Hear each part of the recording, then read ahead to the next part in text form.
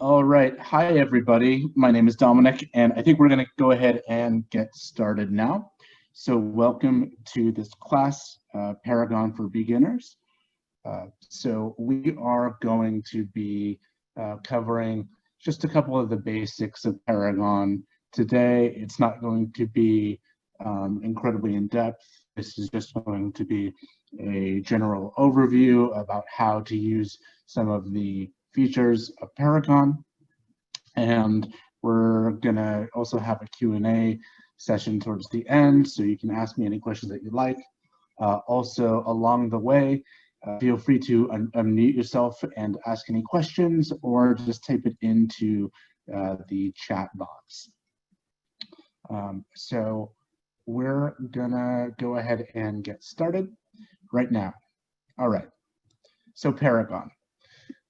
Firstly, we're gonna talk about how you get onto Paragon. So what you're gonna wanna do is you're going to want to go to www.bridgemls.com. That'll be this page right here. And you'll see MLS login in black right there. And you just wanna go ahead and click on that. And then it's gonna prompt a login. I'm already logged in, so that's why we're not seeing it here, but it's gonna prompt a login page where you'll enter R followed by your DRE number and then the password that you've set. And it'll take you then to this application bay with all of the different applications that you can use from us. And we're gonna want to select Paragon here. And when you click on Paragon, that'll bring up this page here, which is Paragon. All right, so this is the homepage of Paragon. And something that you'll notice right away is the market monitor right here on the right-hand side of your screen or of your page. And so the market monitor is just the current market at a glance. It's not very in-depth, as you can see. It just shows you some quick stats about different status changes, and things that are going on. So you have your status changes, you have what's on tour, how many things are pending, how many things are sold or on the hot list right now. And this goes back all the way up to 7 days. So this can give you that information for the past week or less time if you would like. But this is just intended to be like a quick, hey, here's some numbers, here's what's going on. And so you can actually customize this market monitor to just cover a very specific area of the MLS if you would like. Like for instance, right now I have mine set to just covering Berkeley, and I'll show you how to customize that. So you'll want to click on this little cog icon to the right of where it says market monitor right up here.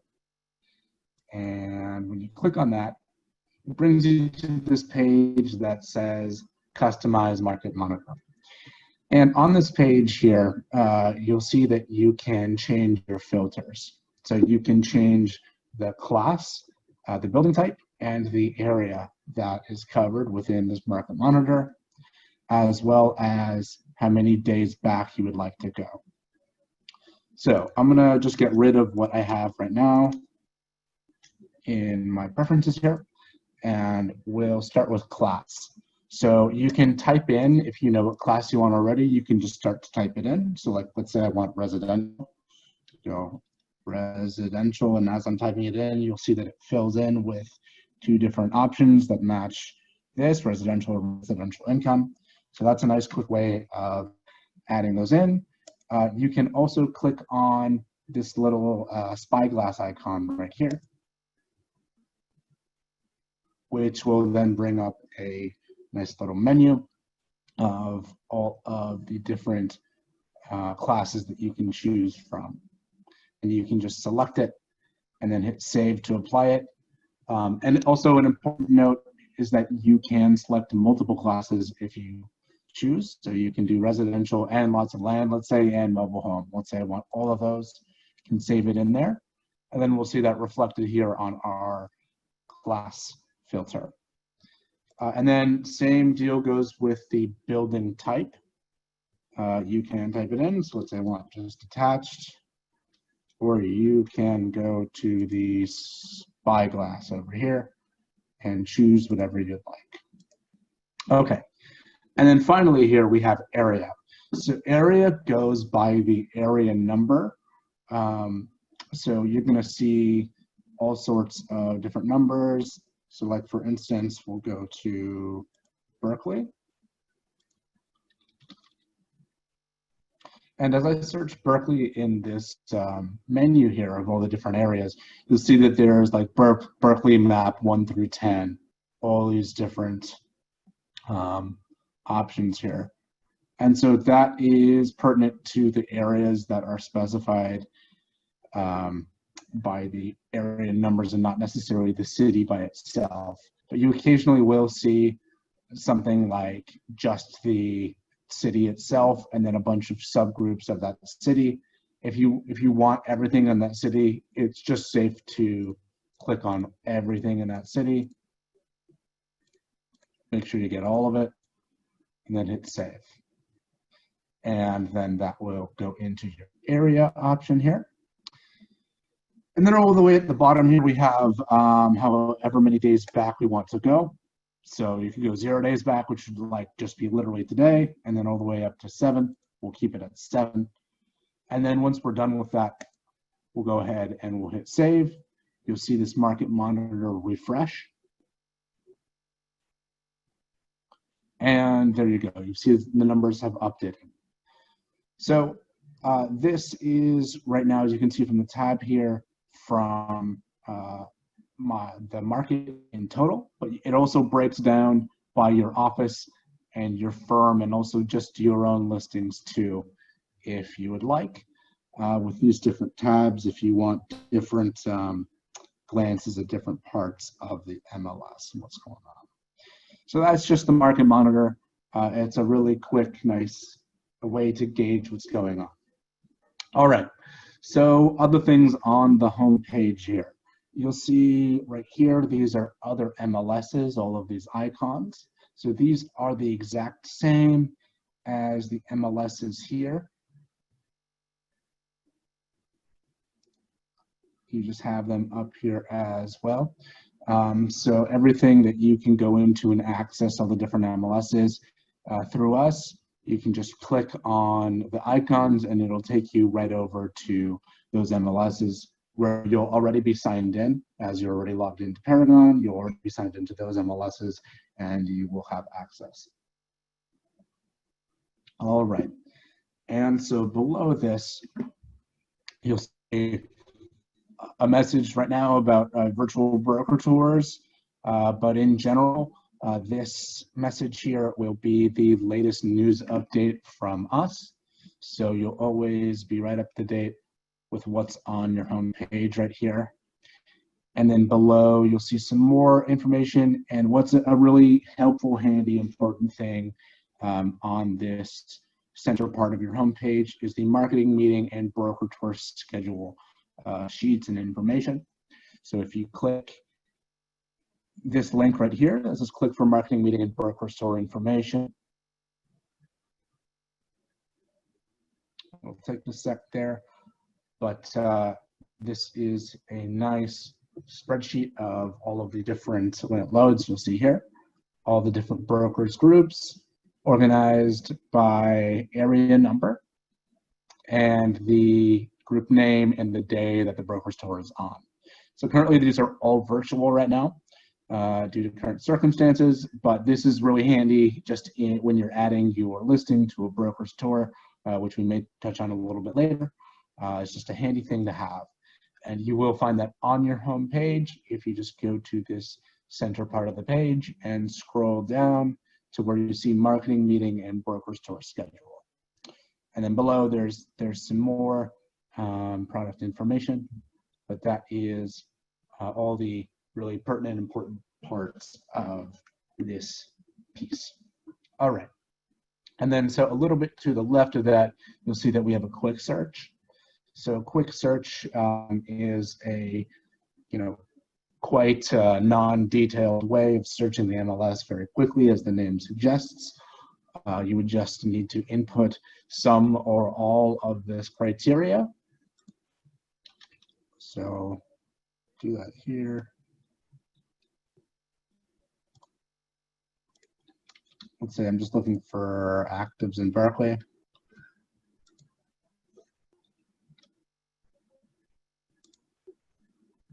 All right. And then you'll see a little number when you start inputting criteria into the search bar. You'll see a little number right here, and that is the count. That's how many listings match your search terms. You can clear this if you just want to get rid of everything in here, or you can click on search. We're not going to click on search right here because I'm going to show you the more in-depth search icon. I'm going to pause for just a brief second. If anybody has any questions, feel free to type them in the chat box right now. We're just going to take a brief pause here.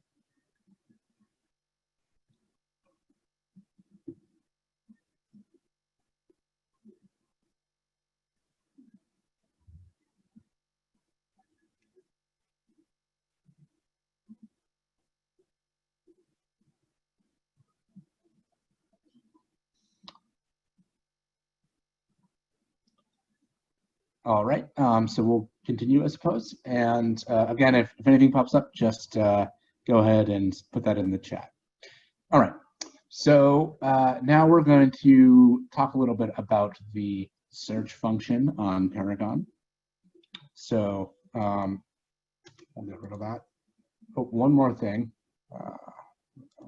to note while we're here is the Power Search toolbar right here. As you saw, I had an MLS number in there. You can look up by MLS number specific listings. This Power Search just goes by one listing at a time.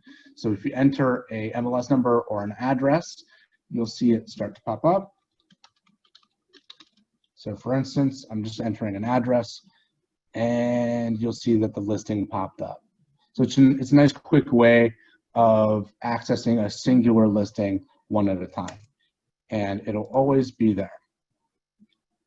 Okay, so we'll click on this search icon as we're going to conduct a general search now, and you'll see the first item here is a drop-down menu with a bunch of different classes. So here is where you're going to choose the class that you want to search in.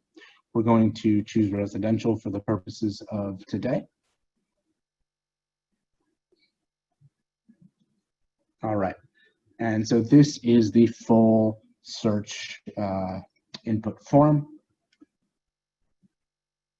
You'll see a bunch of different categories here. And so you are going to, there's a couple of categories that you're of course going to want to make sure that you have in, like status, city or area, building type, price, and you're going to want that sort of stuff in here. But you know, you can, outside of that, you can really fill in as much or as little as you want of this. You can get as specific or as broad as you'd like. So we're gonna just do an active search, and this operates the same way that the Market Monitor settings operate, in that you can either type in responses into the bar, or you can click on the magnifying glass to the right, and it'll give you a list of options. All right, so we're just going to do quick search here. So these are high and low prices, in case you aren't familiar. So this is a price range. So on the left-hand side here, that is going to be your price minimum, and on the right-hand side, that's your price maximum.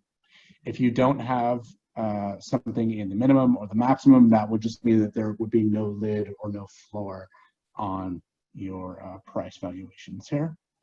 You have bedrooms and bathrooms. It works the same way. You have a minimum and maximum number. So let's say I want between 2 and 4 bedrooms, and 1 and, I don't know, 7 baths. That's kind of a lot, but why not? All right, and then you'll see some more information down here about getting specific. If you want to look up something on a specific street, you can enter a street name here. well as a directional relation. Like if it's like East 23rd Street, you can put the E for East right there. And then if you want the specific address number, you can put that there. All right. And then you can also input a list range right below. So, or excuse me, a list date range. So that would be the range from when a property was listed on the MLS.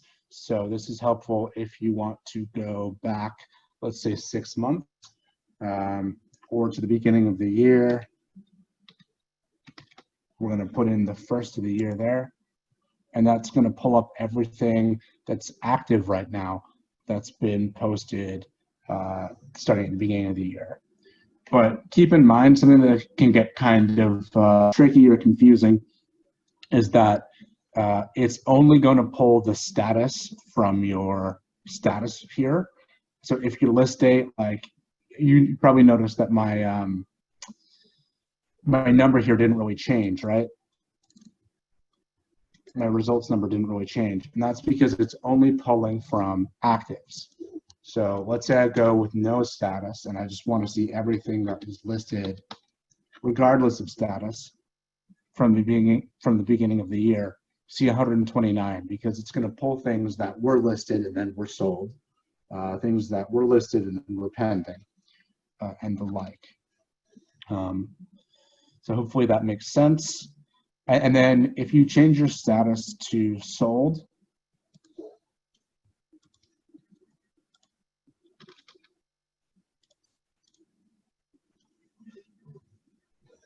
you will notice that the off-market date range and the closing date range both now open up and are available to put date ranges in. So off-market date would be the date that the listing went pending, and closing date would be when the date that it was sold. So those aren't going to be available, obviously, if you're searching for active listings specifically, but that is an option when you're looking for solds or pending. If you do a pending search, you'll just see off-market date and list date there. But you'll always be able to search by the date that properties were listed. All right.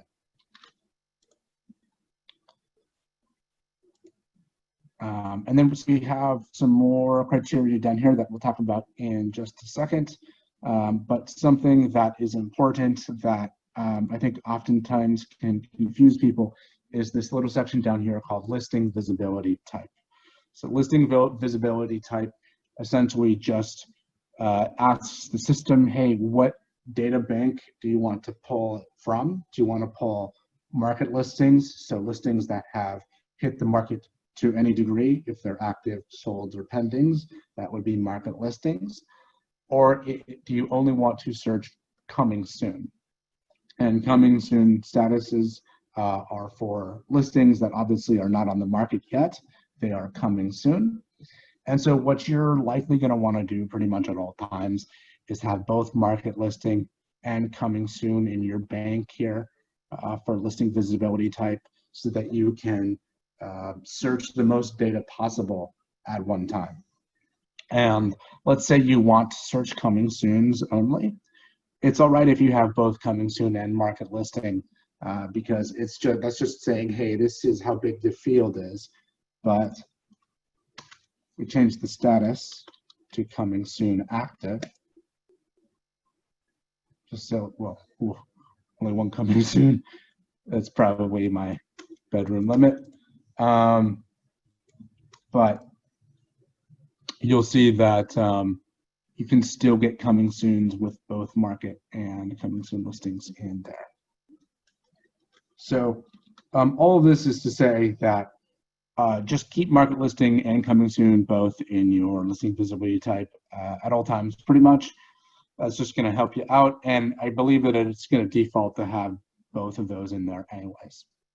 All right, so secondary criteria. I just clicked on the blue bar here with secondary criteria to open that up. You'll see some more information, some more detailed information regarding For instance, features, you have 3 options here: must have, must not have, or must have one or more. So you can browse features here, and you'll see all sorts of different features, and you can determine whether or not you want listings to have them. They must have them, they must not have them, or they must have multiple of these features. So if you're looking for something very specific, that's a nice tool. You can also search by lot acres and square feet. You can search by district, neighborhood, subdivision. That's this. You can determine the amount of stories you want, all of that. And then advanced criteria. So advanced criteria contains public remarks and word search, as well as age. But what's important here is public remarks and confidential remarks, right? So these essentially search all of the public remarks and confidential remarks for anything that might, line up with your search. And you can write in specific words that must be in those remarks. So like if you're looking for like a contractor special, you can type that in there.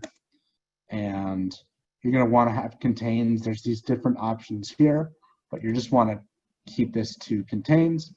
And so contractor special, for instance, you would write in there, and it would only pull things that in their public or confidential remarks, depending on whichever one you choose, has the term contractor special in it. All right. So I will now show you how to customize what fields are on your search. Let's say you would like to add or remove fields to this search. You just want to hover over customize and then go to fields.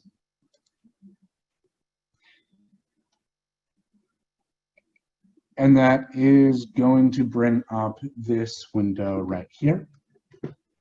So this window is the way that you would add and remove fields onto this search sheet here. So everything on the left-hand side are fields that are not currently on your listing.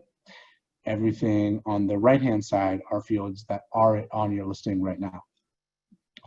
Or excuse me, on your search, I said listing, on your search sheet. Okay, so the way that you would add or remove them is by selecting them and then choosing an action in the middle. So let's say I don't want building type, I want building type. Let's say I don't want square foot on my search sheet. I'll just click it and then hit remove in the middle, and then it goes over to this bank and it's in the now removed fields section. And let's say I want the buyer agent name to be a searchable option.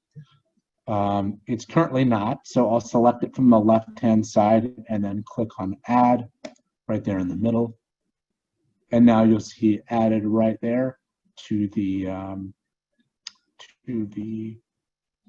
criteria that is now in our listing search sheet. All right, and then you can just hit save, or excuse me, apply, or apply and save if you want this on like your default type. And then you will then see it in your search sheet. So again, to customize the fields on here, which is going to come in handy quite often, you want to go to customize and then fields. And then choose fields from the left-hand side if you would like to add a field, or from the right-hand side and hit remove if you'd like to remove fields. You can also search for specific fields in the available fields section with this search bar up here. So if I want buyer agent, see, I just typed it in and the find bar right there, and then we have buyer agent right there. And we can add that. All right. Okay. So it took a sec to reload, but now you'll see buyer agent is right there underneath the listing visibility type. It has been added, and we can now search by it. All right. So now we are going to talk a little bit about the map search function of Paragon. It's a really nice visual way of seeing your listings that have appeared on your search. It can be very helpful. So there's two ways of accessing the map search once you have entered criteria and you have enough criteria in there and enough listings that you're ready to view your results. You can click on the little world icon here next to the search by map column, or you can click on map search right up here. And actually, while we're talking about things right up here, this is an important part of the functionality of Paragon, is to know about tabs. So it can be really easy to miss, but up here you have the different tabs of the different icons that you open from up here. So we were on the home page initially, so we're always going to have this home icon, this home tab right there. But then we opened up a search, right? A residential search. So that's why it says residential right there. And by clicking on that word, that brings us to the tab that we're in currently, the search tab. So if you hear somebody reference tabs on Paragon, that would be this. And this is a really nice way of organizing your searches and your activity here on Paragon. It's an important thing to just know that they're there, because it can get a little confusing sometimes. All right, so again, to get our map search, we're going to either click on this world icon from our search page or the map search right here, the word map search. So we'll click on that. That's what I like to do personally. So we'll click on this map search, and it's going to take a second. All right, and so now we'll see a map, a nice map with a bunch of different price tags, and then you'll see these numbers in these blue circles here.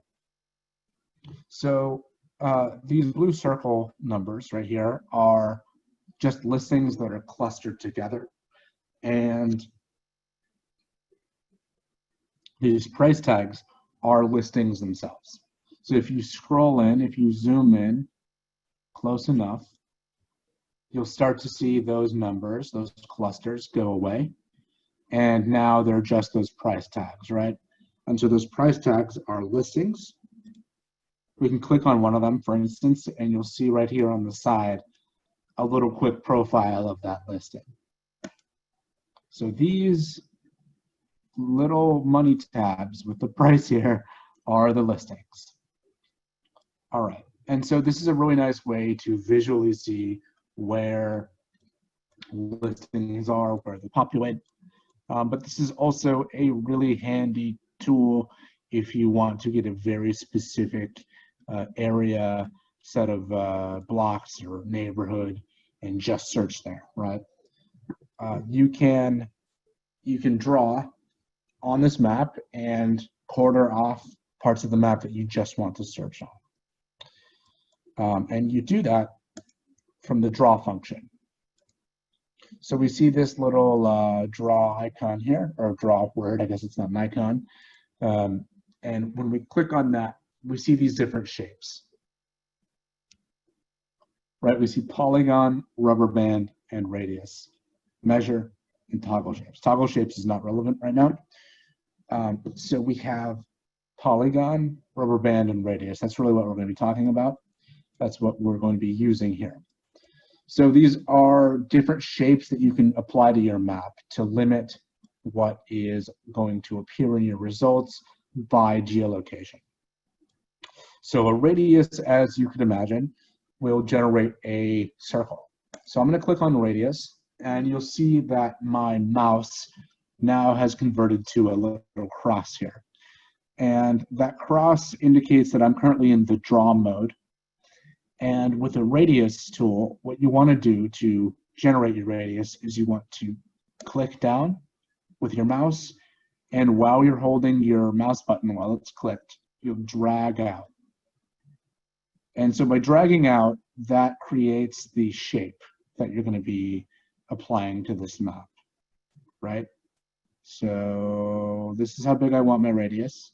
And then I'm going to release when I'm done. So I release, and then it creates this circle here.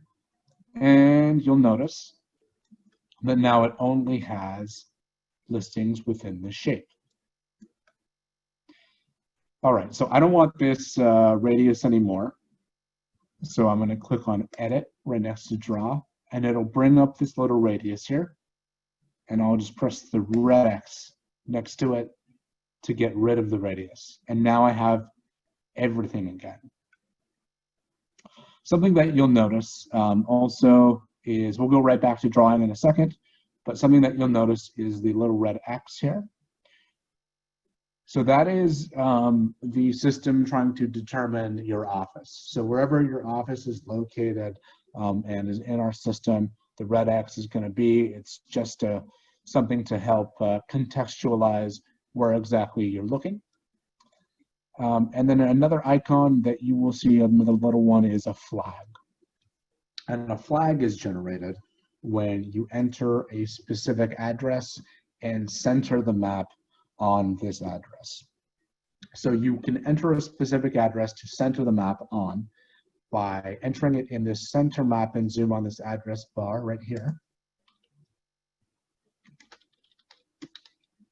So I'm going to do 1925 McGee Avenue, Berkeley. So I'm going to I enter that address, and then I hit the enter button. You can also click on this little spyglass. I find the enter button is easier, but either way, you will now see it's centered the map on this address, and you have this little blue flag with the 1 in it. That just means that that is the address that we entered and that it centered on. So that's the last address that we entered. And now, as the map is perfectly centered on this, we can enter a radius with this being the absolute center point by entering a number, and the number is going to be the amount of miles for radius right here, and then we'll click on search radius to create the radius, right? So let's say I want a search for a 1 mile radius around 1925 McGee. So I entered 1 right here in the miles bar, and then I'm going to click on search radius. And there we go. It creates a 1 mile search radius around 1925 McGee because I centered the map on McGee, and then I entered the radius right here and clicked on search radius.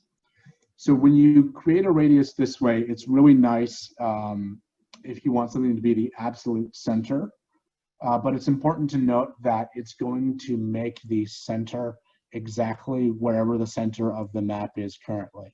So if I have the map over here, right, even though I already put in McGee, if we decenter the map from McGee and like go somewhere random and we click on search radius, it's going to make that radius right wherever the current center of the map is. So it's really important to enter your address here first if you're intending on centering the radius around a property.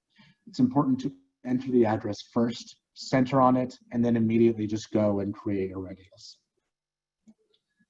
And then as you can see, because I've done this, we can have multiple shapes at the same time. It's not picking up any listings over here because I chose Berkeley as my for my search criteria. But let's say I did, where is this? I think this is Orinda maybe. Let's say I put Orinda in as well, and there were results. It would pull from both circles only, nothing outside of those circles, right? Okay. So I am going to just pause for a brief second because I know sometimes the whole centering the map and creating the radius from the center can be a little confusing. So I'm going to pause for a second for questions. We're going to get into the other shapes right after, but any questions right now on centering on a location and creating a radius from that center location are welcome right now.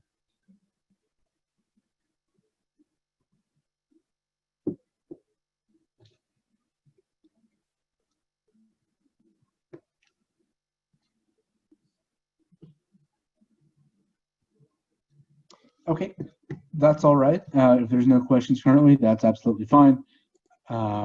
So we are going to now cover the other two shapes that are available in our map search. Okay, so I want to get rid of this radius here. So I'm going to click on Edit, and then it brings up my radius here, and exit. Red X, it's gone. Well, in a sec when it loads.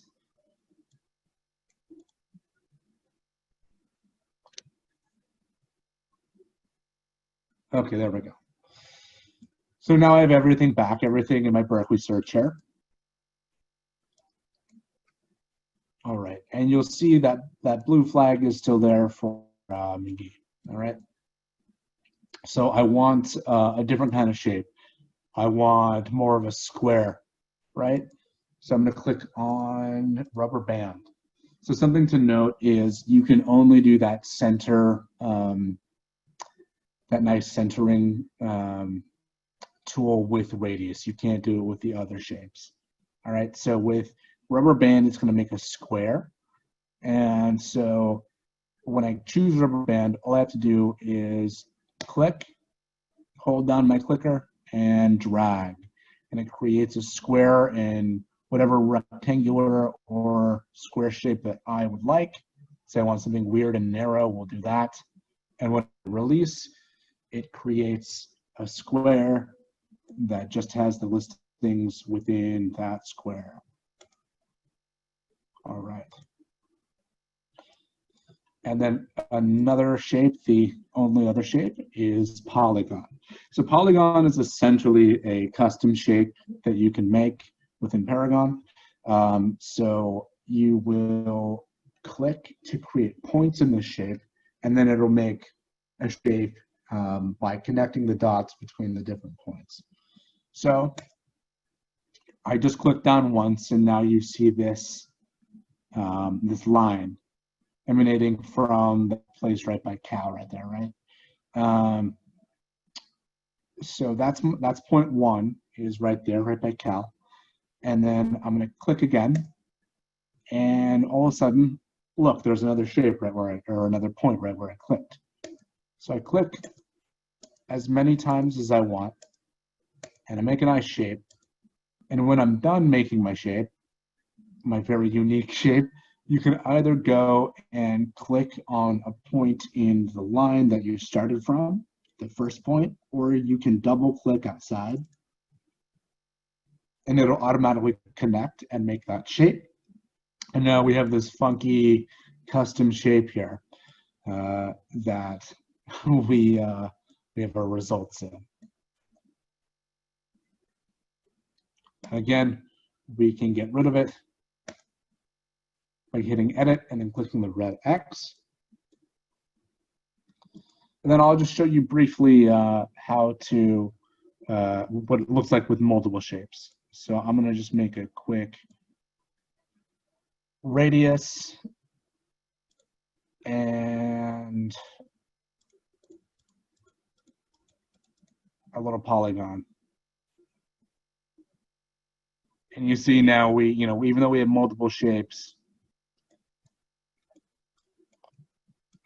we have results from both shapes combined. You can always get rid of one or the other if you like. So let's say you make a radius and you don't want some little part in the radius to be there. Let's say I don't want Cedar Rose Park in here.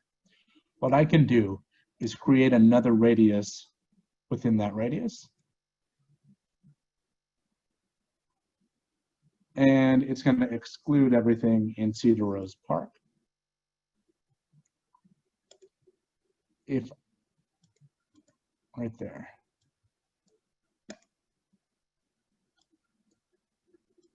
maybe I'll do it with a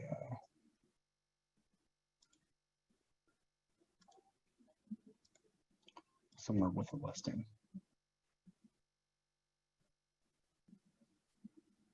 All right.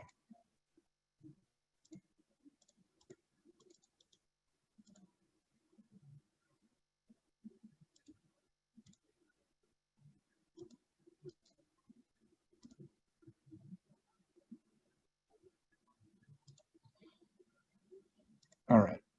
Okay. So, and then just to wrap up, because we are running short on time, I'm going to show you how to access the results of the search, whether you are in your map function or not. You can click on criteria to go back to your criteria page, and you'll see that in search by map, there are your two shapes that we've inputted. And we can also click back on map search and see our map results. So you can access both your criteria and your map search right next to each other, right up there. That's the easiest way to toggle between them. And now if I click on run search or search over here, it's going to give me my results in spreadsheet format. So these are my results in a spreadsheet format from my map search / from this criteria. We get this in a nice spreadsheet. And we can click on the MLS numbers to view the listing report. And then we can go back, we can click reports up here and go back to our default spreadsheet to go back to this view here. So under this green reports tab, this is where you are going to find all of your different report types. Details are going to be probably what you use the most besides this spreadsheet. Details include agent report, new, which is this. This is an agent report, and then a client report, which is it looks very similar to an agent report, but it has a little bit less information. It's primarily what you would send out to a client. And then if we want to go back to that spreadsheet, you'll click on default MLS to find spreadsheet under the spreadsheets icon here or tab there. And you can view all of your results. And then, so finally, this is the last thing we will talk about today is what you can do from here. So we're in our spreadsheet view right here, and you have all of your options for the MLS, the listings that have come up on your search. So you can select as many of these as you like. Let's assume that you've gone through and looked at all of these. You can select the ones that you'd like with this selector over here, and you can email them out by clicking on the email button. There's a bunch of different options for how you can format the email. If you want a collab link, that's with the Paragon's Collab Center, or a hyperlink, which is a static link that you can send out, and you can choose the report type. Or you can send it as a PDF attachment if you would like. And then once we'll click on hyperlink. And once you've selected one of these email types, you just hit compose email. And it'll bring up an email sheet that you can then customize and send to somebody. And that is one feature that you can use here. You can save a search from here with this save bar. You can print. You can export it as data in a spreadsheet. And then there's also, this is the same thing, customize your fields like we did back in our criteria. You can customize with fields here, what appears on the spreadsheet. All right, so looks like we are kind of at our time here. So we'll just take some questions right now. If anyone has any, feel free to type them into the chat bar. And outside of that, thank you so much for taking the time and coming to our Paragon for Beginners class.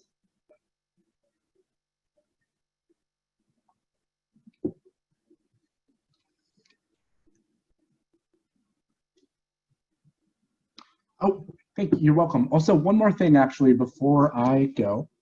The help button here is actually really useful.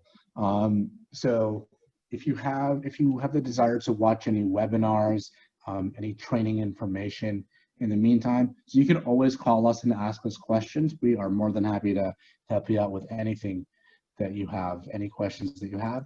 But something that's also incredibly helpful is the help section right here, which will be right next to your name.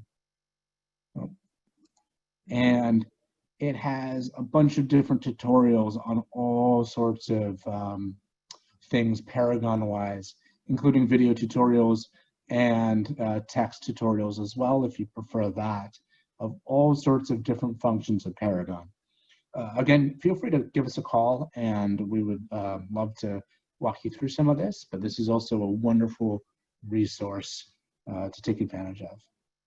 So thank you guys for coming to this class. Appreciate it. Hope you learned something, and have a great rest of your day.